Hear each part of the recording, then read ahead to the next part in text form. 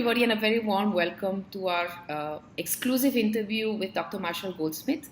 I want to thank all of you for joining us, for seeing this interview, and have the opportunity to, of course, listen and learn from one of our most known gurus. And I think Dr. Marshall really does not need much introduction, but I want to give you a little background. Of course, he's the #1 coach, leadership thinker, bestseller, author. He's a professor of management practice at Dartmouth. He has been recognized as the first leadership thinker in the world, the top 5 management thinker in 2015. He's authored and edited over 35 books, which have sold over 2 million copies. I think it's a privilege to have him with us in the SME Talent Week. And I want to thank you, Dr. Marshall. A very good morning, and thank you so much for joining us. Thank you so much for inviting me. So what's the time on your side of the world? It is about 7 a.m. I'm in Washington, D.C. Wonderful, wonderful. So you look fresh and ready for this interview. And I want to thank you for giving us your time. I think you have come to India many times, and people in India always love to meet you and learn from you. And I've heard so many awesome things. So thank you once again for being with us. Oh, thank you for asking. I've been to India probably 50 times. So you're anyway in India this week between the 13th and 15th of February as well. So it will be fantastic to also, many of us will have the opportunity to meet you as well.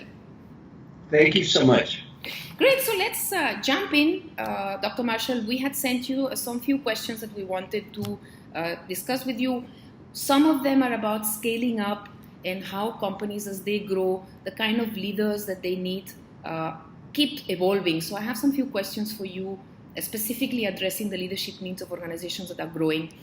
We also wanted to know a lot more about the work you're doing. So we've prepared some questions about what you're doing today, what's keeping you busy, and also what are the new exciting initiatives that you're leading, because we've heard a lot of good work happening. And the third part is going to be a little more personal, really trying to understand what's the advice that you will give to coaches, what's your own coaching process, and how can we learn from it. So these will be really the 3 kind of areas that we'll cover in this discussion this evening. So I'm going to get started with the first part. You have seen and coached organizations and leaders who have gone through different stages of evolution. And my first question to you was really about what is required at different stages of evolution from leadership perspective. From an organization that it's maybe 100 people, then it becomes from 100 to 500, then it grows from 500 to 2,000. What is the leadership traits that are required at different stages of growth in an organization? Well, I talk about this in my book, What Got You Here Won't Get You There.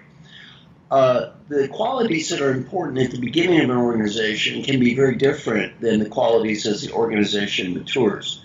At the beginning of the organization, the individual founder, the entrepreneur, tends to be much more of the achiever, the person who really is doing the work, the person with the creativity, the innovative ideas. Then as the organization evolves, you need to start developing leaders as opposed to achievers. One of the great leaders that I've ever met said, for the individual achiever, it's all about me. For the great leader, it's all about them. And that involves the process of letting go, developing an organization where you as the leader are not making the decisions, you're letting other people making decisions, you're developing the talent required to make the decisions, and you're just not this individual achiever yourself. One of the problems is we all tend to want to hire people to remind us of ourselves. And if you are that great individual achiever, you tend to hire other individual achievers. Then they get put in the leadership role and are often not very well prepared. So it's important to realize there's a huge difference between the achiever, which is about me, and the leader, which is about them. So how do you recognize that? Because you're saying that's kind of a trap. You should be able to identify that as your organization is growing, you're getting trapped into that achiever versus leader. So what are the signals for me to realize as a leader that I am probably getting ready to let go? Is there any single that I need to identify? And when is the right time? Yeah, one of the first ones is overcommitment. Yeah. One of the biggest problems of all the people that I work with are going through the situation you're describing is overcommitment. Yeah. And the way you can feel you're getting into this trap is you feel chronically behind. Yeah. You feel further and further behind, and the more successful you become, the more overcommitted you get. So that's a really good signal that, wait a minute, why am I overcommitted? Yeah. I'm overcommitted because I'm not effectively letting go. Yeah. I'm overcommitted because I'm not developing the bench strength behind me to get the job done. What's the path ahead? Is there a defined path for that individual who's realizing that I need to now move from an achiever into a leader? And how do I do that? Well, let me give you the way I coach people. Yes. Because it's a very straightforward process. It's been used around the world, many times in India. The way I work with people is I interview everyone around my clients, all of their key stakeholders. Yeah. Then I develop a profile based on this confidential feedback about, let's say, how the leader is perceived. Then I go over this with the leader. The leader finds out, here's what I'm doing well, here's what I need to do better. Then they pick important areas for improvement. Then they develop a very clear follow-up process. They follow up with their coworkers on a regular basis. They follow up with me on a regular basis, and we measure change. Yeah. I have a very unique billing approach. I do not get paid if my clients don't get better. Better is not judged by me or them. It's judged by everyone around them. Wonderful.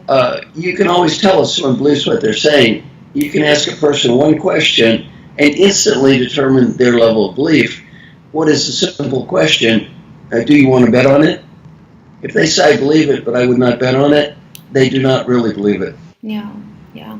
So what has been, because what you're basically saying is that using that process, which is Dr. Marshall's coaching approach, has everybody has the capacity to change? Is there something that everybody can move from an achiever into a leader, and it's possible for everybody?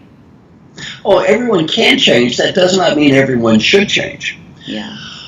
Some people really like the role of achiever. They're good achievers, and they should be happy being in the role as an innovator, as an achiever. I do not feel everyone in the world should move into a leadership role, nor should they feel obligated to be a leader, nor should they feel guilty because they're not a leader. Yeah. There are many great jobs in life other than being leaders. So I think leadership is great for some people. Leadership is not for everyone, and that's okay. Yeah. And it's not that they don't have the capability of doing it. In many cases, it may not be the best use of their time. Yeah. So for our readers, our listeners today who will be probably listening to you and leading themselves this organization, I'm going back to the organizational layer of scaling the business. What is the advice that you will give them? So one is what you're saying, not everybody has to be a leader, but definitely if you're scaling a business, there has to be a need as an organization to scale the quality and the quantity of leaders in the organization. So what will be your advice on that? Well, I wrote an article called Leadership is a Contact Sport. Yeah. If any of your listeners would like to get the article, just send me an email, Marshall, M-A-R-S-H-A-L-L, at marshallgoldsmith.com. I'll send it to them. The article, Leadership is a Contact Sport, we have input from 86,000 respondents, and it's about scaling. What we do in this process is we talk about beginning typically at the top. I think it's always great for the head person to lead by example first. Do not ask others to do something you do not want to do yourself. Start with leading at the top. Then we talk about how to roll the process out level after level after level. So every organizational leader gets in the process of getting feedback. Every leader works on continuous improvement, and every leader then is a role model and leading by example. That way you can scale the leadership development process from the individual to thousands of people in an organization. So is there any time scale for this transformation? Is there something that you will say, well, it normally, to transform an organization from leadership perspective, there is a time that leaders should commit to that process? No, I think that's the wrong question. I think that's the wrong question because the reality is leadership development should be a lifetime process. Yeah, yeah. Look at the people I coach. One thing I'm very proud of in my book, Triggers, it was endorsed by 27 major CEOs. Yeah. Now, these include the CEO of the year in the United States, the president of the World Bank, number 3 greatest leader in the world, winner of the Presidential Medal of Freedom, the CEO of Pfizer, and the on and on and on. Yeah. Well, these people are already successful leaders. Yeah. They are mega successful leaders, yet they're still trying to get better. That's right. So to me, when should leadership development stop? That's a simple question. When you die. It's a continuous process and a never-ending. There's no destination. I'm still trying to get better. Yeah. So now I'd love to know about your own journey, because you're saying you yourself are still trying to get better. And I think all of us will look at you, of course, as somebody who has really experienced and developed so many areas of leadership. So looking at your own journey as a leader, what have been those key milestones when you look back that were turning points on who you are as a leader today? Well, again, I'm a different type of leader. Yeah. I'm a thought leader. Yeah. I'm a thought leader. I do not manage a large organization. I'm a leader of thoughts. Let me describe the best coaching advice that I shouldn't have listened to, that I didn't for 12 years, and hopefully some of your listeners can learn from this. When I was much younger, I met a very famous man. I was 28 years old, Dr. Paul Hersey. Paul Hersey with Ken Blanchard invented situational leadership. He was the most highly paid consultant in the world in our field at that time. He was kind enough to let me follow him around to try to learn to do what he did. One day he became double booked. He said, "Can you do what I do?" I said, "I do not know." He said, "I need help. Can you help me?" I said, "I don't know." He said, "I will pay you $1,000 for one day." That was 40 years ago. I was 28 years old. I was making $15,000 for 1 year. I said, "I will try." I did a program for the Metropolitan Life Insurance Company. I was phenomenally successful. And they said, "Send Marshall again." He said, "Do you want to do this again?" I said, "Sign me up." That's the good news. Now the bad news.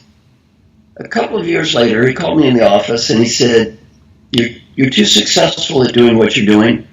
You're making too much money. And he said, "There's nothing wrong with what you're doing, but you're going to be like the hamster in a cage, spinning the wheel, repeating the same year over and over again. You're just going to sell business. You're not making the investment in your future that you should." For 12 years, I would say I lived out his prophecy. Finally, after about 12 years, I really started writing and thinking and investing and becoming more leader in my field as opposed to just a worker. Well, one challenge I would give all of your listeners is the challenge of comfort. Yeah. You see, when things are going well and we become comfortable, it's hard to challenge ourselves. Yeah. It's hard to challenge ourselves, and it's hard to ask ourselves the question, am I being the leader I could be? Am I being the best person I could be? Or am I merely repeating something because it's been successful in the past? Yeah. So how... I hope my story made sense to you. Yeah, it absolutely did. Thank you so much for sharing that. So how often do you ask that question to yourself? Oh, I challenge myself. I try to every day. If you do it so regular, is it also becomes a routine, and then you're like, "I'm going to challenge myself," and then you're like, no. So how do you keep yourself at check? How do you keep challenging even if you're challenging yourself? Now, I'll share what I do every day, and I would recommend this highly for your listeners. This takes 3 minutes a day. Yeah. Costs absolutely nothing, and will help your listeners get better at almost anything. Now, some are skeptical right now. They're thinking, 3 minutes a day, costs nothing, help me get better at almost anything? That sounds too good to be true. Half the people that start doing this quit within 2 weeks. And they do not quit because it does not work. They quit because it does work.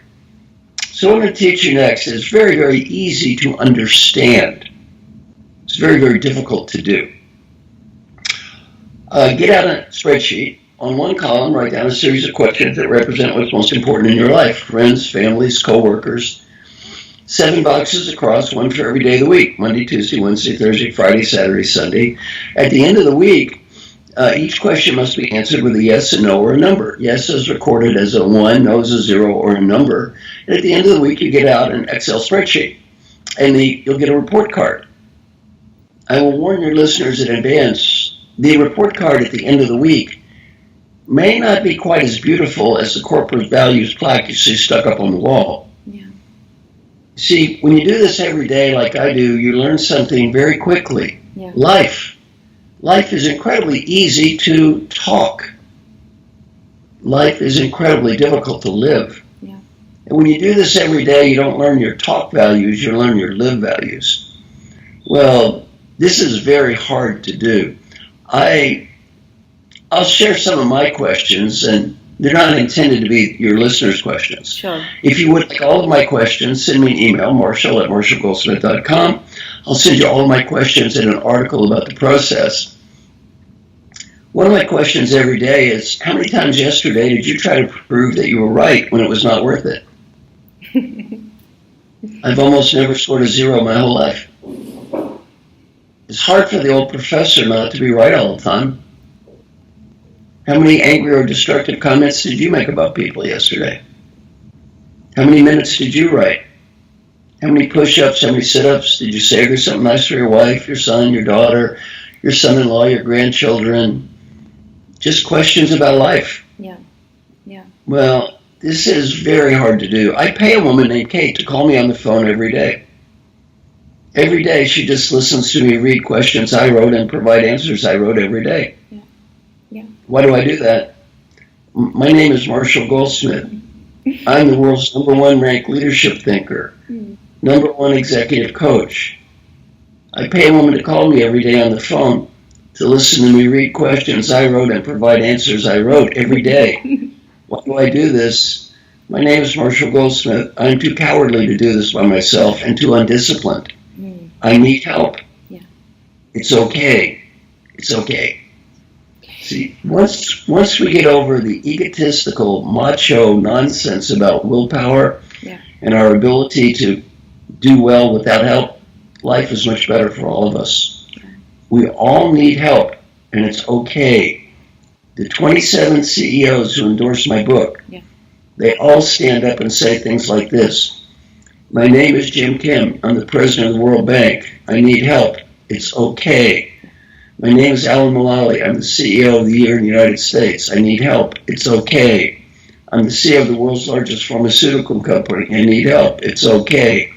Once we get over our egotistical, macho, I can do it all on my own nonsense, we can all get better. Yeah, wonderful. Thank you so much for sharing that, Dr. Marshall. So one of the key things on that daily question process is really identifying the right questions which are meaningful to you. Right. So what's the process to identify those questions? Is it an ongoing journey? Is it something that you start with? I'll give you some guidelines. Yeah. Just pick a professional bucket where you include, things like your stakeholders. Who are your key stakeholders, your direct reports, your colleagues? What do you want to do? Do you reach out to your customers?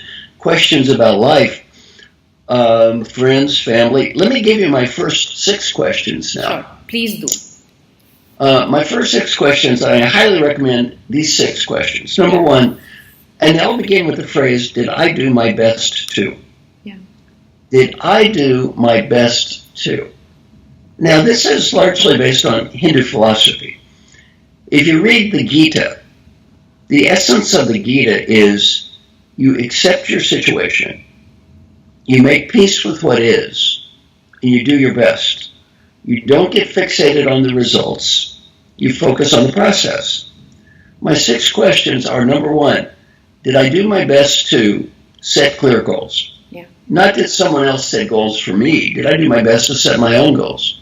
Number 2, did I do my best to make progress toward achieving my goals? Number 3, did I do my best to find meaning? Not did someone give me meaning. Did I do my best to create meaning myself? Number 4, did I do my best to be happy? Number 5, did I do my best to build positive relationships?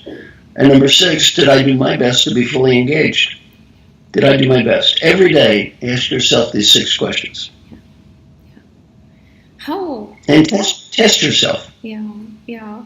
How much of it is an awareness journey more than a scoring journey? Well, when you say awareness, we often, I think, have a mistake when we think about awareness. Yeah. We look at this as some sort of a religious conversion experience. Yeah. Once I go to the class, once I listen to the guru, once I read the book, it will all be fine after that flash of genius. Yeah. That's a nice theory, but that's not the way the world works. It's a day to day to day to day, minute to minute to minute process, not an instant religious experience. So tell us more about your future. And I know that you've worked really, really hard in this beautiful initiative that you put together on the 100 coaches, and we'd love to hear more about that. Yes, in my future, I went to a program called Design the Life That You Love. Very nice. It was taught by a designer named Aisha Bursell. Design the Life You Love. In this program, she asked all of us, and I would recommend your listeners do this.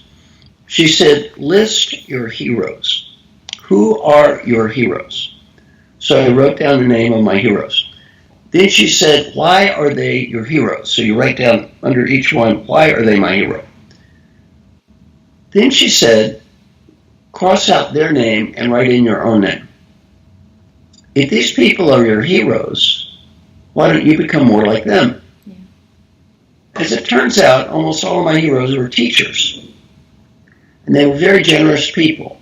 Peter Drucker, Francis Hesselbein, my friend Alan Mulally, all taught me so much. Warren Bennis.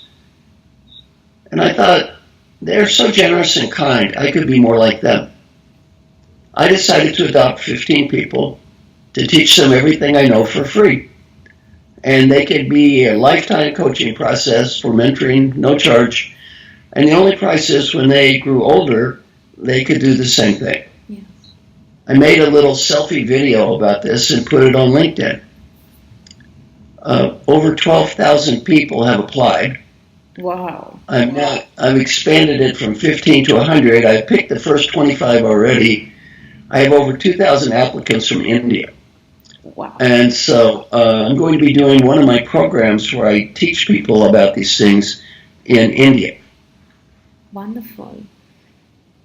So the objective is to teach what you know and expand that to make a larger impact beyond, yourself. Yes, I give everything away. All of my material is available for free. Anyone can copy, share, download, duplicate, use in business, church. Wonderful. So now that you're talking about India, and I know you have a very, close relationship with India, and your book, there was this wheel. I wanted you to tell us more about the Wheel of Change and that how India inspired you also for some of those learnings as well. Well, in the book Triggers, I talk about the Wheel of Change. Yes. I would like you to visualize two dimensions. One is a negative to positive, and the other is keep to change. Yeah. And we can talk about 4 different ways of looking at how we spend our time. Yeah. 4 different ways of setting priorities. The first one is called creating. Creating is positive change. And by the way, this applies to every level of life, all the way from an individual to a giant organization. Yeah. But we'll look at it from the individual perspective, creating. That is, who is the new me I want to create? What is it about that you in the future you want to be different from the you that's here today? What is that positive change you want to create? Creating. The second part of the model is called preserving. What is it about the old me I want to keep? I want to preserve. I want to maintain. Yeah. You see, you don't want to get so focused on creating that we forget to preserve. Yeah. I have a home in New York, and you frequently see this in New York. People are so busy creating wealth, they forget to preserve their friends, their families, their health. Yeah. And sometimes what we strive to create is not as important as what we need to preserve. Yeah. The third part of our model is called eliminating. What do I need to get rid of? And one reason my book, What Got You Here Won't Get You There, is so popular is it talks about what to get rid of, eliminating. Yeah. Now let's say you're in India, creating, preserving, eliminating. Does that ring a bell with Hindu philosophy? Yeah, absolutely it does. Absolutely it does. Yeah, and so basically that's Brahma, Vishnu, and Shiva. Yeah. So basic Hindu philosophy. The final element I've added though to the wheel of change is called negative keep. So you might think, why would I keep something negative? This is called accepting. What is it about life you may not love, yet you're not going to try to change? You learn to make peace with. What do you need to let go of? And I have one question I put in the book, Triggers, that I love. Before you deal with any topic, ask yourself this question. Am I willing at this time to make the investment required to make a positive difference on this topic? If the answer is yes, do it. If the answer is no, take a deep breath and let it go. Let it go. We waste so much of our lives talking about what we cannot change and cannot control. Yeah. We end up not investing in what we can control. Yeah. Another thing I've learned in my research is the importance of avoiding what I call vicarious living. Okay. Living your life through other people. Yeah. If you want a great life, live your own life. One of my neighbors in my New York home was a young woman named Lindsay Lohan. Have you heard of Lindsay Lohan? No, I haven't. Well, she was a famous actress. A young woman always getting into trouble on all of the tabloids. In India, you see the same thing in Bollywood with people wasting hours and hours reading about the actress or the athlete or something, right? Yeah. Well, important to remember, these people don't care about you. Live your own life. Don't live the life of the actress, the star. I mean, even in India, how many hours have been wasted with people carping about Donald Trump? Donald Trump doesn't care about you. Why waste your life worrying about him? He doesn't care about you. Invest in your own life. Invest in your own life. So just to, thanks Dr. Marshall, and just to kind of close our conversation and just kind of leave our listeners this morning with, a very simple advice on what will you recommend, especially because we are talking to leaders that are managing change and scale in their organization in the context of not only themselves as leaders, but also as a custodians of an organization that is going through transformation and is scaling and changing, and we have to create that energy, not only as ourselves as individuals, but across the team. So what will be the one thing that you will ask them to start doing, one thing that you will request them to stop doing, one thing that you will ask them to continue doing in that creating, preserving, and eliminating point of view? If you're a leader which your organization is scaling very rapidly, you're struggling to grow, what will be the one advice that you'll say about create, preserve, eliminate as we close our conversation today? Well, I'm going to just finish with my general advice as a human being, which applies to anyone, whether you're a leader or you're not a leader, and that is breathe. And then I want you to imagine that you're 95 years old and you're just getting ready to die. You're on your deathbed. Right before you take your deathbed, you're given a wonderful gift. The ability to go back in time. The ability to go back in time and talk to the person who's listening to me right now. The ability to help that person be a better leader, create a great organization. And much more important, the ability to help that leader have a better life. What advice would that 95-year-old you, who knows what mattered in life and what did not matter, and what was important and what was not important, what advice would the wise older you have for the you that's listening to me right now?